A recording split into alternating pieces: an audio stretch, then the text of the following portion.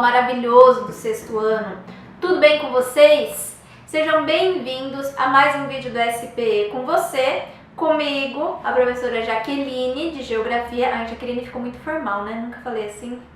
Professora Jaque de Geografia, que tenho acompanhado semana a semana o conteúdo do material de vocês.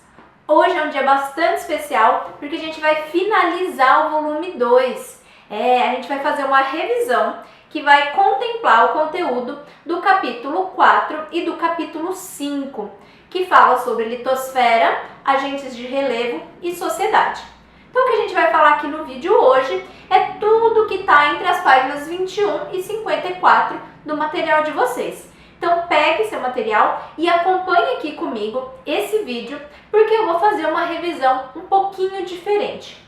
Eu vou utilizar algumas imagens para tentar fazer uma viagem com vocês, para vocês observarem na realidade como tudo isso que eu fui falando para vocês se acaba se construindo na paisagem.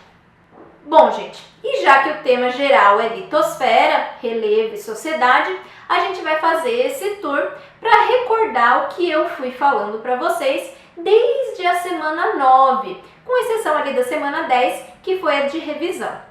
Então, primeiro de tudo, a gente vai recordar o que a gente falou no capítulo 4, litosfera e agentes de relevo.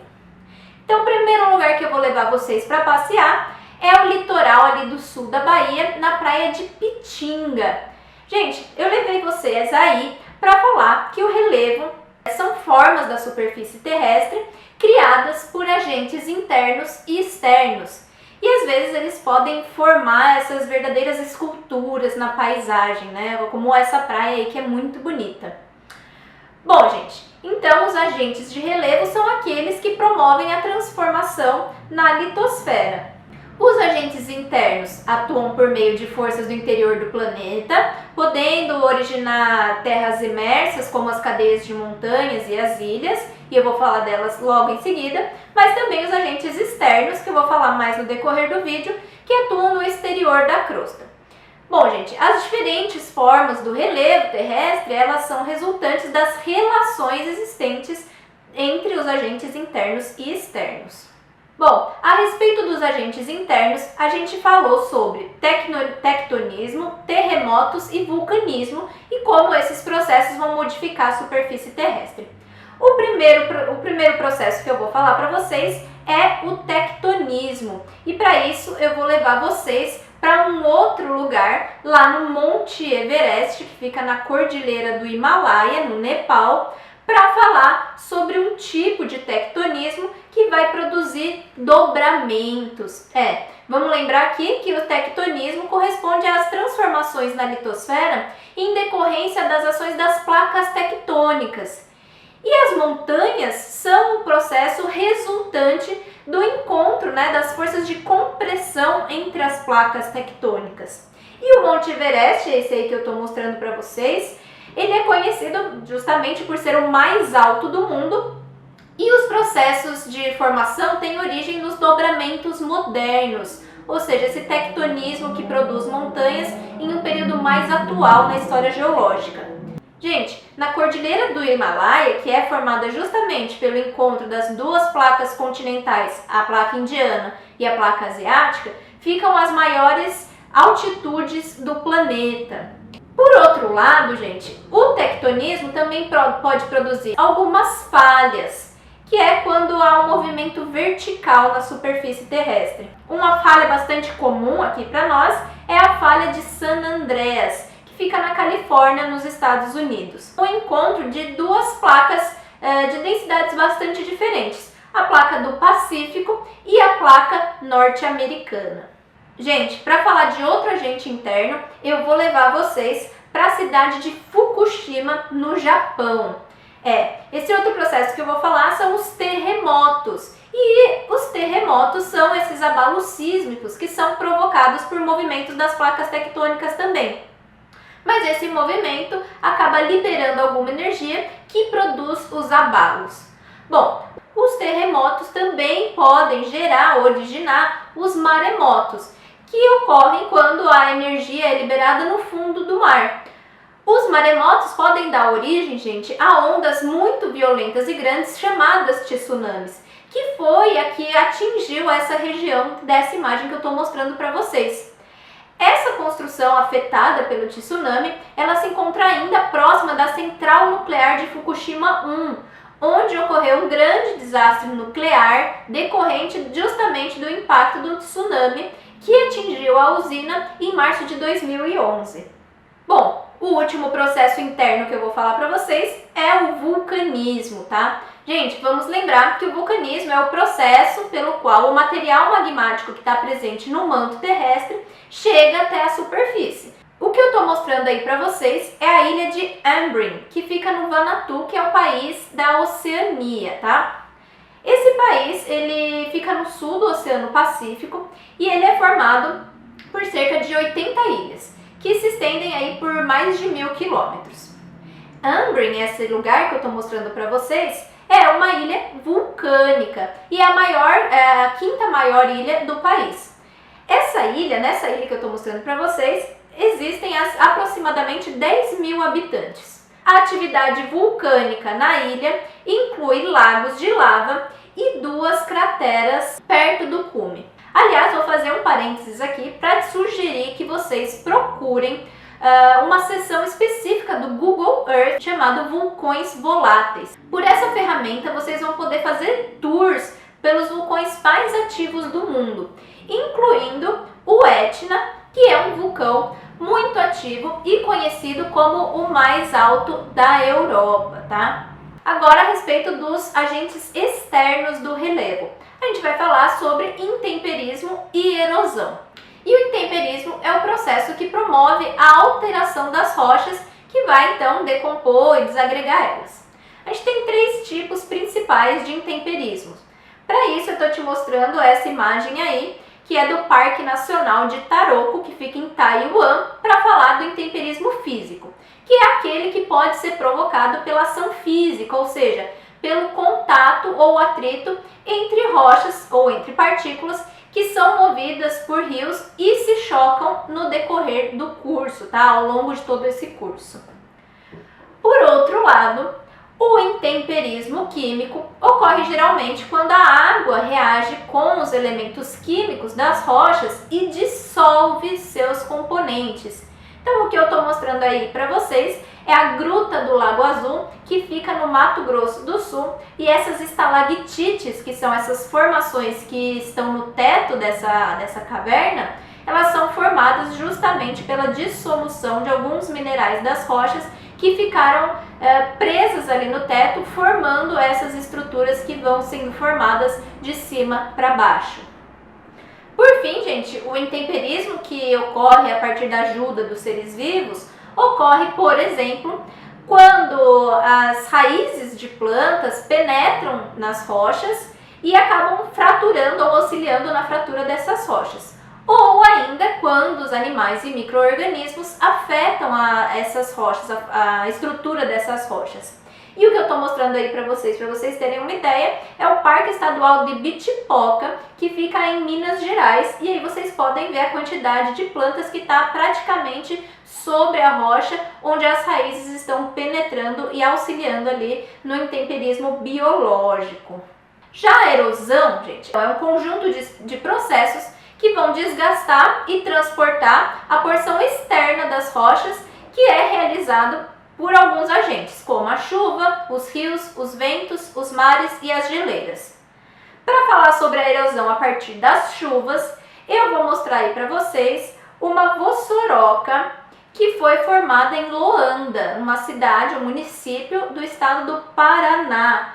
Essa vossoroca, ela é produzida pela ação da chuva, que vai desgastando o solo. Uma erosão produzida a partir dos rios pode ser observada aí no Parque Nacional do Grand Canyon, que fica nos Estados Unidos, que foram esculpindo esses vales enormes que a gente já conhece tanto de ouvir falar. A erosão produzida pelos ventos pode ser observada nessa imagem aí do Parque Nacional da Serra da Capivara, no Piauí. Então olha quanta coisa que tem pra gente ver aqui no Brasil, né? E lembrem que a erosão produzida pelo vento, ela ocorre principalmente de baixo para cima, porque o vento vai carregando as partículas que vão erodir o terreno.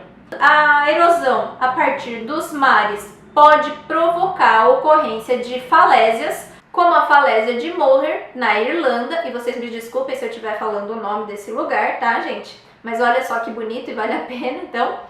E por fim, as geleiras podem produzir uma formação na superfície terrestre chamada de fiord. E eu tô mostrando aí para vocês o fiord de Geiranger. Eu acho também que é assim que fala, tá, gente?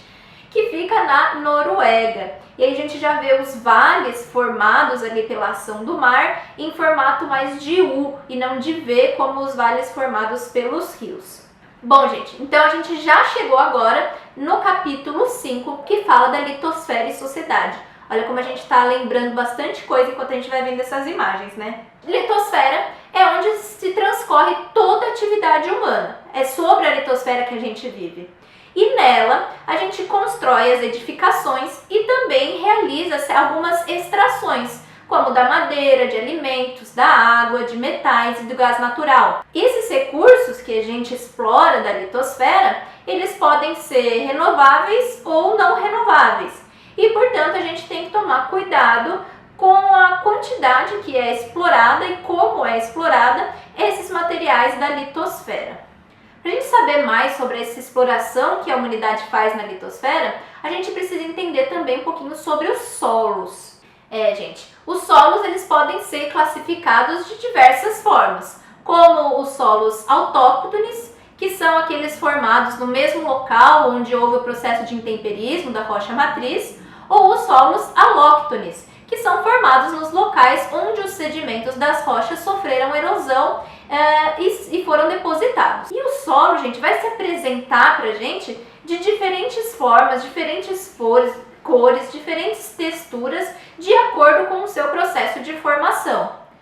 Os solos eles são diferenciados principalmente pelos minerais que compõem ou pela disponibilidade de matéria orgânica. Então a gente pode ver solos humosos, quando apresentam grande concentração de matéria orgânica, solos argilosos, quando apresentam partículas de tamanho muito pequenininho, como argila, ou solos arenosos, que apresentam grande concentração de grãos de areia, que têm um tamanho maior.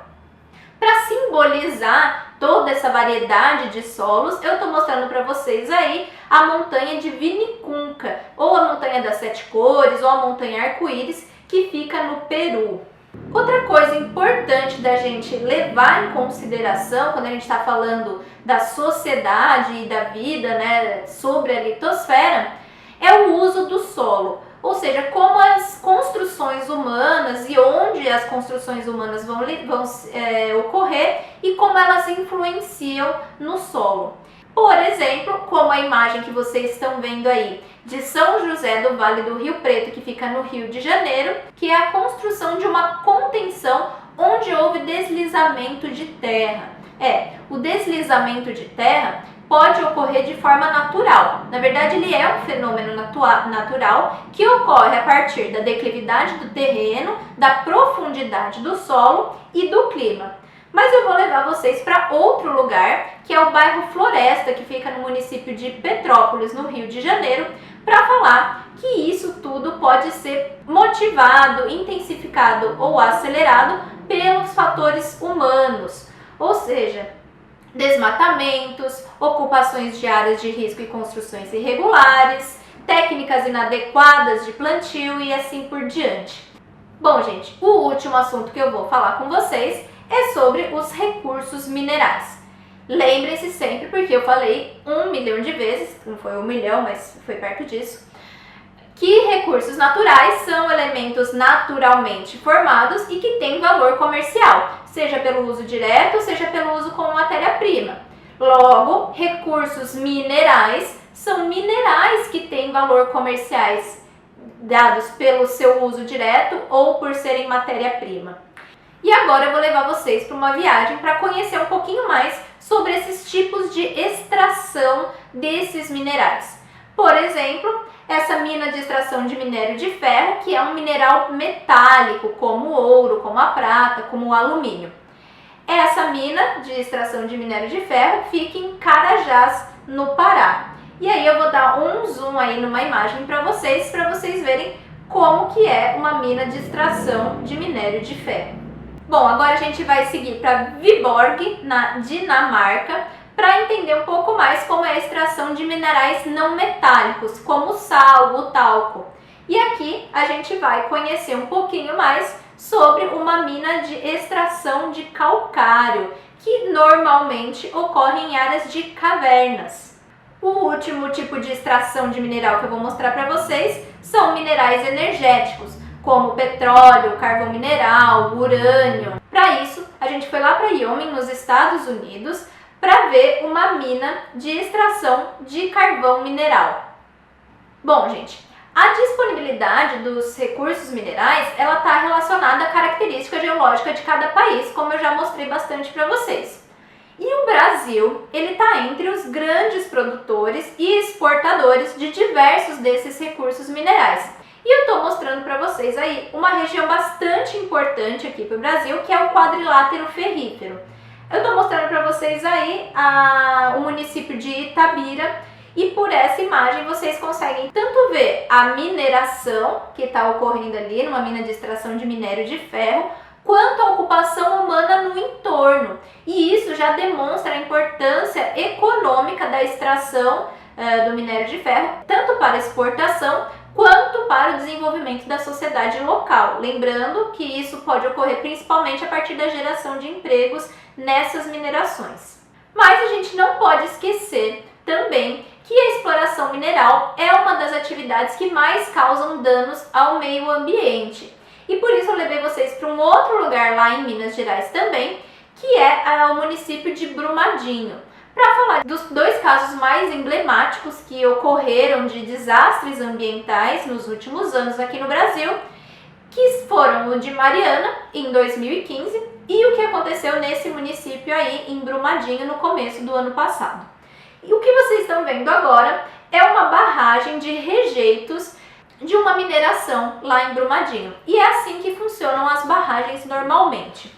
O que ocorreu em Brumadinho foi o rompimento de uma dessas barragens, né? E o que vocês estão vendo aí é como ficou uma barragem depois dela ser rompida e a lama que estava sendo depositada ali ter escorregado para as regiões mais baixas do relevo.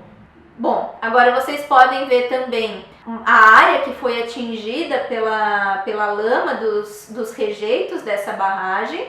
Vocês podem ver uma transformação no espaço a partir da observação de uma ponte que havia na região e como ficou esse espaço após o rompimento e a descida de toda essa lama que estava sendo depositada nessa barragem. Por fim, vocês estão vendo aí uma imagem da área mais urbanizada de Brumadinho, lá em Minas Gerais, que foi atingida pela lama de rejeitos produzida pela mineração.